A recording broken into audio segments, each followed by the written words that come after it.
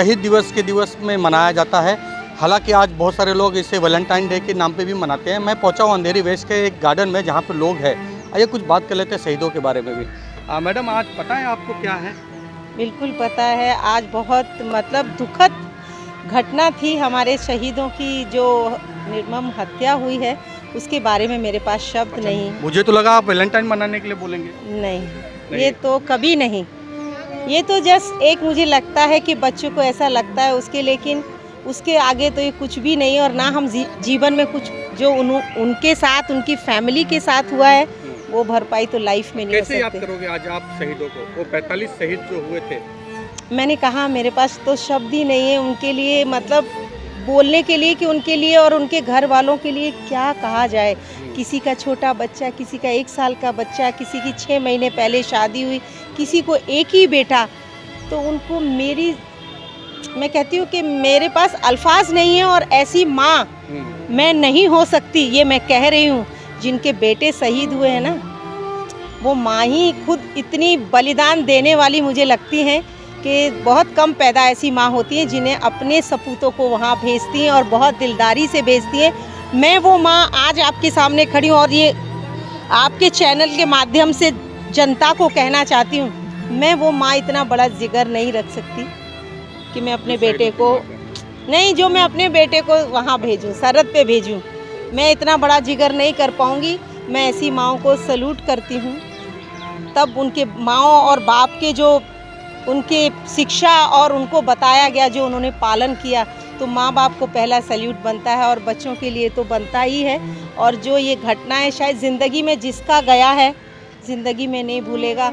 हम तो जब साल आता है पब्लिक, जब थोड़ा हम शहीद याद कर लेते हैं कि हाँ शहीदों का, लेकिन वो हर रोज़ उनके लिए यादगार है। जब सो के उठते हैं तो कोई पति के लिए रोता है, कोई बेटे के लिए रोता है, कोई बाप के लिए रोता है। मैं उनके लिए सिर्फ प्रार्थना करूंगी कि भगवान जहाँ भी वो ऊपर हैं, वो अच्छे हों, खुश रहें। और माँ बाप और बीवी भाई बहन को बस एक भगवान शक्ति देना, जो अपने बच्चों की याद में अबकी से जीवन व्यस्त हो जाए उनका, बस यही प्रार्थना करूंगी। जय हिंद। हालांकि शहीदों के लिए कोई शब्द नहीं होता है, लेकिन एक माँ होती है जो अपने बच्चों को किस तरह से याद करती है, वो याद मैं आपको दिखाने के यहाँ पे लाया हूँ। बहुत ही भावुक क्षण हो जाता है। आप काफ़ी सीनियर हैं और जिस तरह से अपनी माँओं ने अपने बच्चों को खोया है सरहद पे, आपकी क्या भावना है? या ऐसी घटना कभी और देखने को मिली? भावना ऐसी है कि मेरे आधी फैमिली जो है मायके की, वो आर्मी में थे।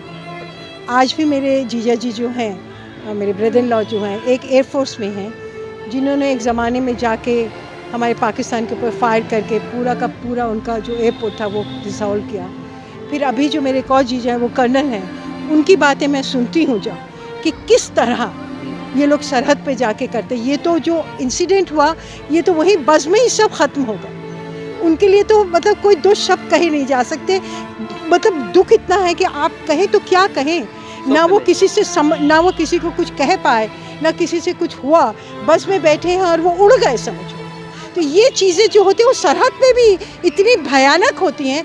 कई बातें जो हमारे तक पहुंचती ही नहीं। ये तो एक इतना बड़ा हादसा हुआ कि मुझे लगता है कि इतने छोटे बच्चे तो नहीं जो आज आए हैं, मगर जो कॉलेज में हैं, स्कूल में हैं, जो हमारे घर के बच्चे हैं, शायद वो ताज का जो उस टाइम पे ब्लास्ट हुआ था, उसके बाद की ये यादगार जो है, ये सबसे बड़ी यादगार है। उसका बयान नहीं किया जा सकता। सबके लिए मैं आशीर्वाद दूंगी और प्रार्थना करूंगी कि सब माएँ सुखी रहें, उनको सहन करने की क्षमता मिले जो हुआ है उससे।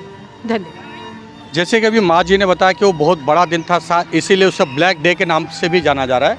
कुछ और भी लोग हैं, आप क्या कहना चाहोगे शहीदों के? बड़ा ही दुखद हादसा हुआ था पिछले। मैं समझता हूँ कि हर व्यक्ति को इस दिन, आज के दिन, एक परंपरा ऐसी कायम होना चाहिए कि हम उनकी याद में ऐसा कुछ कार्यक्रम करते रहें, सदा करते रहें, ताकि उनकी आत्मा को शांति मिले।